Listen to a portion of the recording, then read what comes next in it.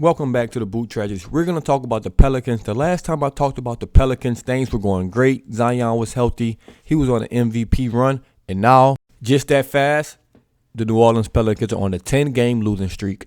They went from being number 1 in the West to now number 10 in the West with the record of 26-27. They were 26-17 a little over 2 weeks ago.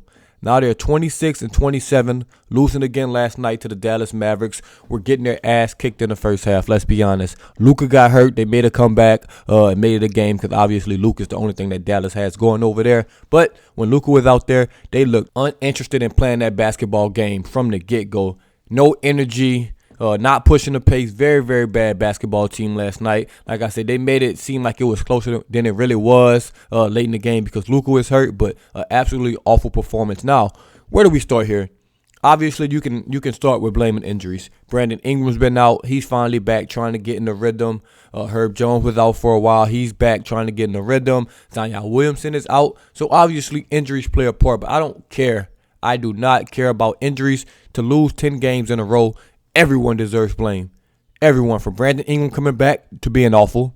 It is what it is. I mean, he's missed a lot of games, I know, but he's been bad. He's just been bad since he's been back. Can't buy a basket right now. CJ McCollum, hey man, he's a max player basically. Him and Brandon Ingram are two max players out there, and we lost 10 in a row. You just can't have that. You can't have that from two guys with that caliber of talent. You cannot lose 10 games in a row. Somebody has to get you at least a game. We can't go win a game. Any game, they've lost to the Mavericks, the Nuggets, the Bucks, the Wizards, the Timberwolves, the Nuggets, the Heat, the Magic, the Heat, and the Cavs on a 10-game losing streak. I'm telling you, that's so pathetic. The coaching staff, they definitely get some blame as well. As a coaching staff, you have to put your team in position to win one of these games. You can't go on a 10-game losing streak. That's super pathetic. I'm not sure of any stats in history, but I'm sure no team has ever made the playoffs going on a 10-game losing streak. I could be wrong on that, but it seems very, very hard. The Pelicans are now the 10 seed, the last spot in the play-in game. Zion's still not going to be back. They play the Lakers. The Lakers beat them. I think they play the Lakers tomorrow. The Lakers beat them. I think they flip-flop in the standings, and now the Pelicans are out of everything. They'll be on an 11-game losing streak, not win streak, and be out of everything. Obviously, it's a lot of time left in the season, but this is pathetic, man. This is pathetic with about a third of the season left. All-Star breaks coming up. They need that All-Star break immediately to come because it's looking very, very bad right now in New Orleans. This team is just playing bad. The refs also haven't been helping. The refs has been absolutely awful, but you can't blame the refs for 10 games in a row. It's been a couple games where the refs, you kind of screwed the Pelicans, late game situations for sure, but come on. You can't lose 10 in a row and blame the refs. You have to look in the mirror, blame yourself. Coaching staff, players have to play better. Personally, if I lose 10 games in a row, major changes will be coming. If you just look at this roster, it's guys that don't need to be on this roster. It's guys that are just not helping, not advancing this team at all. Minutes just being distributed wrong. We can start off with Jackson Hayes and Devontae Graham. They should be out of here before the trade deadline. No offense to none of those guys. They just shouldn't be playing basketball for the New Orleans Pelicans at any time. Kyra Lewis should definitely be getting Devontae Graham's minutes. Jackson Hayes just shouldn't be here.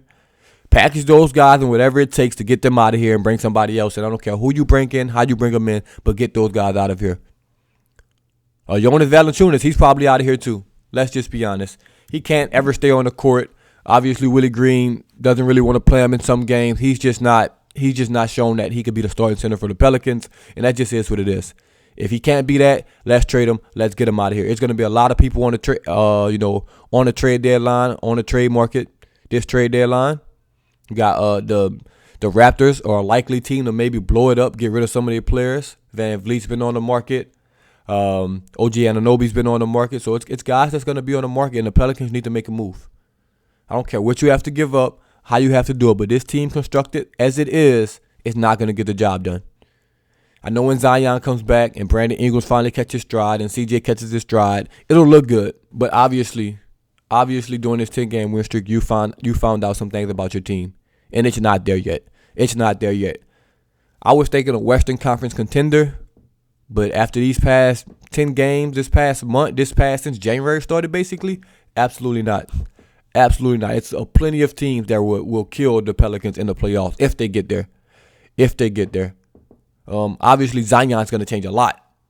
Zion is going to change a lot when he gets back. The gravity he has is up there with Steph Curry's. It honestly is. He's going to draw attention. He's going to make the game easier for other players. But it's obviously who's the best player on the Pelicans team. I know with some, turmoil between the fans and, between some fan groups between B.I. and Zion, but let's be honest. We could all be honest. B.I. will be a great, great number 2. But Zion is easily the best player on that team. Easily the best player on that team is Zion Williamson. And when he comes back, things will get easier for coaching. Things will get easier for players because he's one of the best players in the NBA. Also, I'm not going to sit up here and kill Brandon Ingram since he's been back. But since he's been back, we've lost all 4 games since he's been back. I remember they was asking him in an interview, how is he going to come in and try to fit into this team, that was on the streak basically. And I remember he gave a remark like, fit in. Looking like I'm Brandon Ingram. I don't have to fit in. They're going to have to fit in around me. I'm going to get my buckets, this and that. Now, it's been 4 games.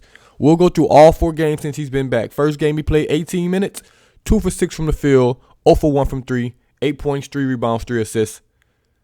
The next game against Minnesota, played 26 minutes, 4 for 18 from the field. That's about 20%. 0 for 6 from 3. That's about 0%. 5 rebounds, 5 assists, 13 points, 4 turnovers in 26 minutes. Awful game. And actually, that first game with the 8 points was against Memphis. That was the game he actually got hurt in, but wasn't having a great game that game as well. But against Washington, 29 minutes, 8 for 22 from the field. That's about 35% with a little quick math. 1 for 5 from 3, 20%. 5 for 5 from the free throw line. You take that. 6 rebounds, 4 assists, 6 turnovers, 22 points. Another pretty bad game from Brandon Ingram. Then you get against Denver, a winnable game. 33 minutes, 5 for 17 from the field. That's about 30%. 1 for 4 from 3, 25%.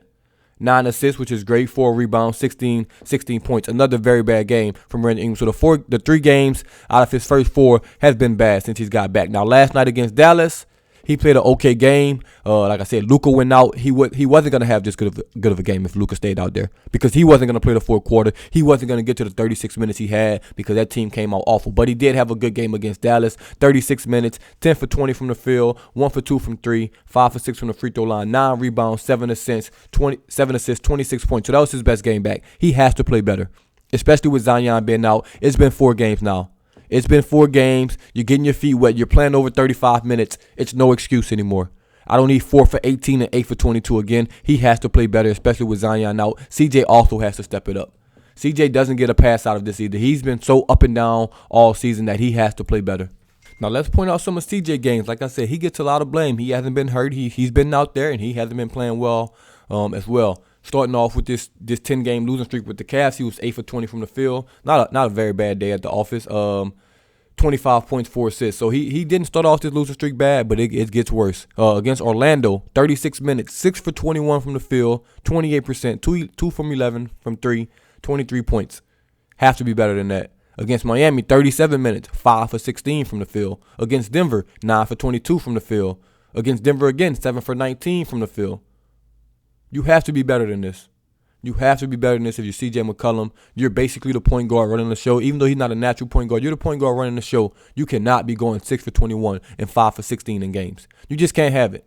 You just can't have it, man. He's had some stinkers this year, some absolute stinkers this year. He's been playing well overall, but during this 10-game losing streak, he needs to step up. He needs to step up his play. B.I. needs to step up his play, and someone else needs to step up their play. Zion's out. Everybody's got to chip in. You either change the starting lineup. You have to do something. You have to do something. The trade deadline's coming up. Maybe they make a move. Maybe they don't. But this roster constructed the way it is, especially without Zion, is going to need major help, major turnover. So we'll see what happens, man. Let me know what y'all think in the comments about the Pelicans below 10-game losing streak.